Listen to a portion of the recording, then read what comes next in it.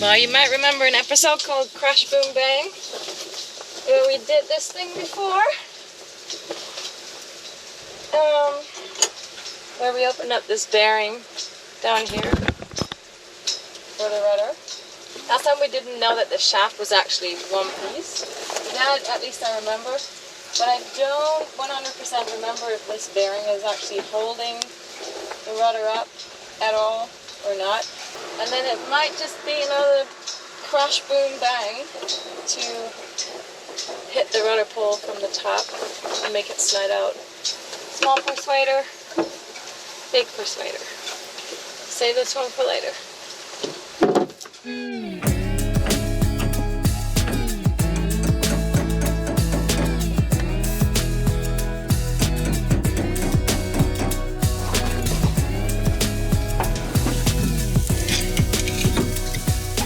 And there it goes. See, you just have to warn that the man has to step in. Yeah, I guess it's not a surprise that that rudder wasn't going so smoothly.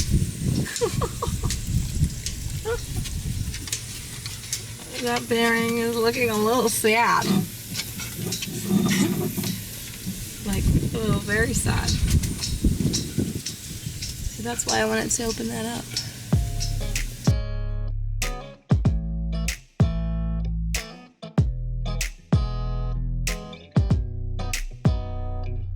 Andy has left by now, and I'm back in this hole. We had tried to lower the rudder, but it hadn't worked out, and now I went back to watch the old video on how we took this stuff apart, and remembered that my friend Eric was cutting this bearing apart, and I found a similar bearing online, so I'm going to try and take this one out now. Last time we had to destroy it, so we will see if maybe we can take it out without destroying it.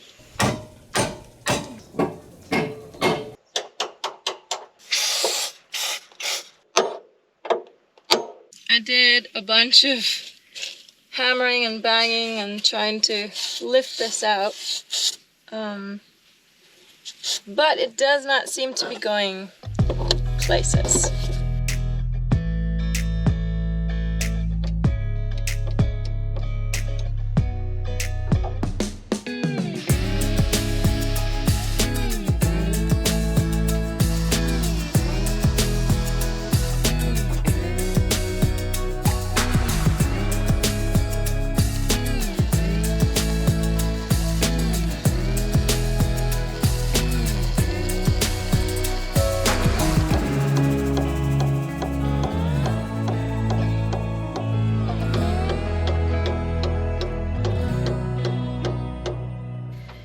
There can't be anything anymore holding this up. So the only thing holding this up now is the corrosion between this and that. I was just sitting here and taking a little break from my frustration about this. And I was contemplating to send a message to my patrons to see if anyone has an idea how to proceed with this. And then I remembered that one of you had already once given me advice about this and had recommended this crazy product. Breaks free rusted or frozen parts. So, we're going to see if that really works.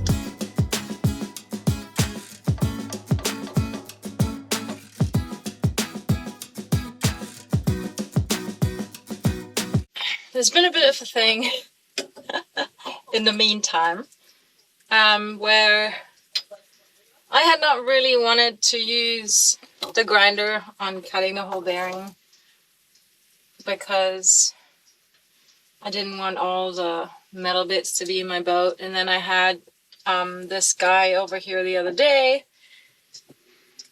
and sometimes it is with guys, they're like, well, let's just do this quickly, and he cut it off. So now it's off. But that also means I have to sort of empty out this whole thing and clean it of whatever metal is now in the boat. Now all that's left is this bastard. At least it's spinning, that's good. So hopefully I can get it off.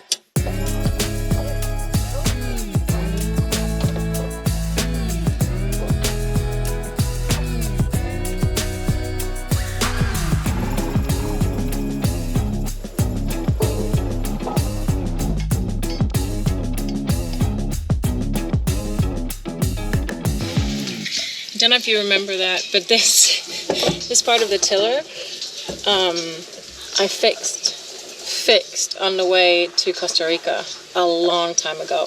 I made a video about that. I don't even want to say what I did, but I also remember saying that once I get to port in Costa Rica that I will fix this properly. I obviously didn't. But, yep, now I do have to fix it properly because I cut both bolts off. There's no turning back.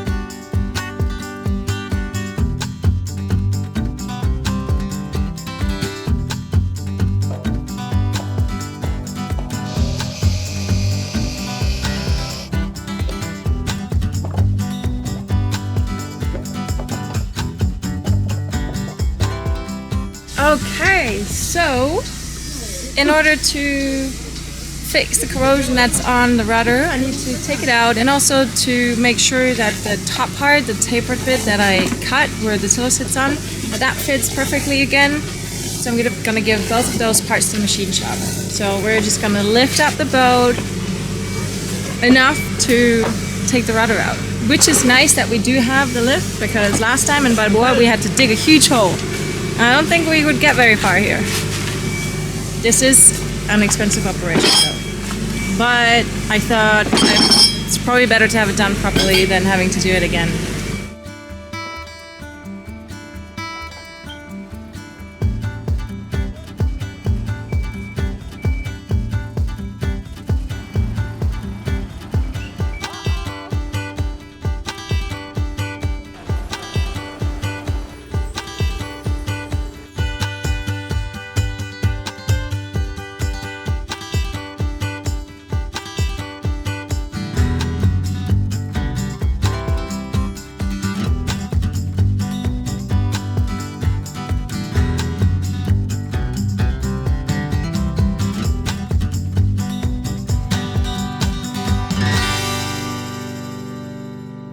Wow, getting this rudder out was quite the ordeal.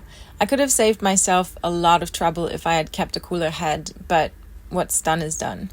Santiago's crew is now picking up the rudder to fill in the corrosion holes and weld the tiller block back together after my somewhat destructive attempt. Time to move on to the next project, finishing Karl's bottom paint.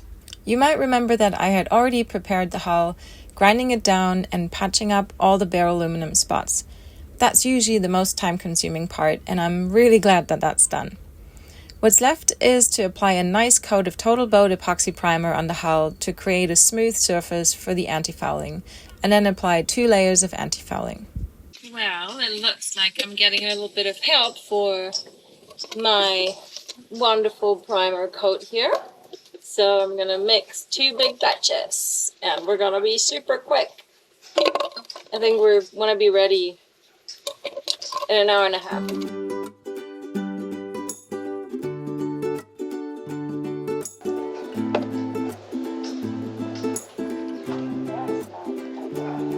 So I find very efficient because I have a lot of nooks and crannies on my hull. So for ones who have very smooth hulls, you probably prefer these. I prefer these.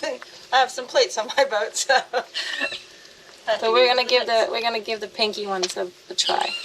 What we don't like about the big rolls is that they're really fluffy. So usually they just take up a lot of paint. We waste a lot of paint because of the fluffiness. But these ones look pretty thin. So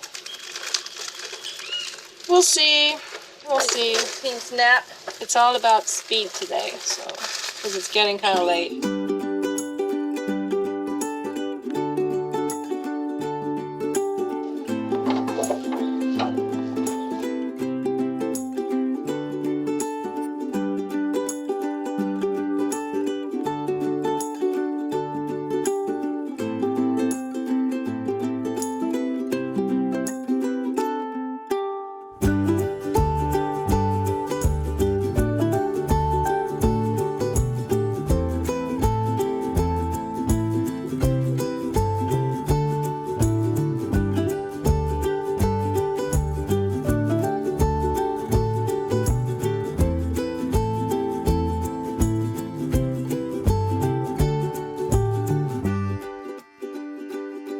When you're working late, you have to make sure you have a barman with you.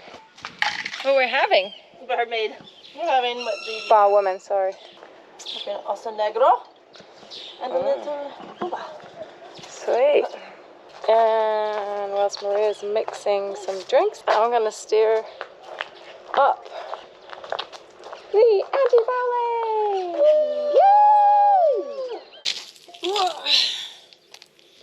This is my antifouling.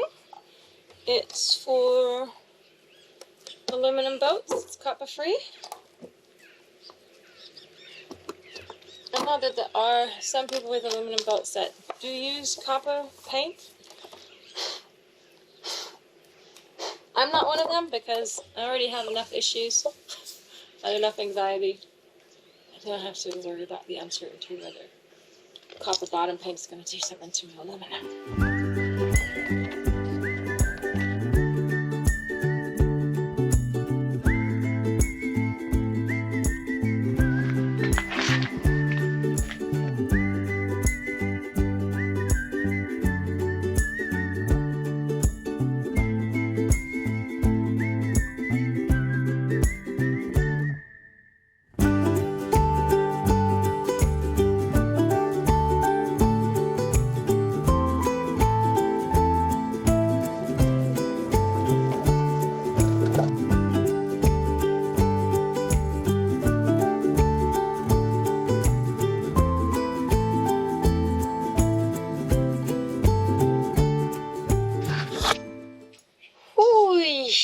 Well.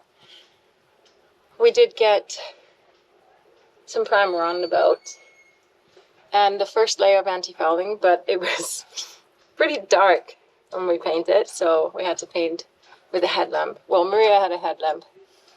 I had a street lamp. And today, in the meantime, we had to go and deal with a different project. So now, to put the second coat of paint on the total boat Krypton antifouling for aluminum hulls, I'm just going to quickly give it like a really light sand, a wet sand with 80 grit paper, and then let it dry. I'm not sure if I'm going to degrease it because I don't think there's much on it since we just painted it.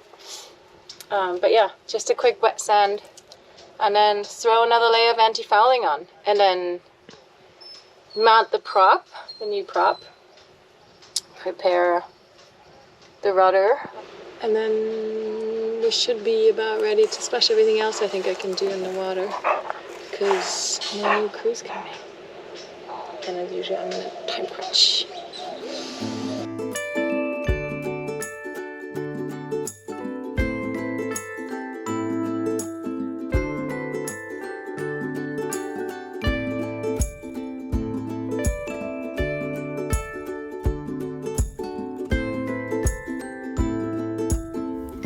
I absolutely love seeing fresh bottom paint on my sailboat. It's so satisfying to take off that masking tape and reveal the smooth and clean surface. It makes me dream of speedy sails to new destinations.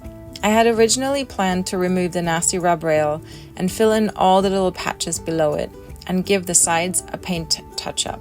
However, since some of my primer got stolen on the way down to Mexico, I'll have to postpone that project. All the tasks that needed to be done before splashing the boat are finished, except for putting the rudder back in. And to avoid extra cost for lifting the boat again, we'll do that when we lift it to move it to the water. I can already sense that this might cause a time crunch and some extra excitement. But more about that next time.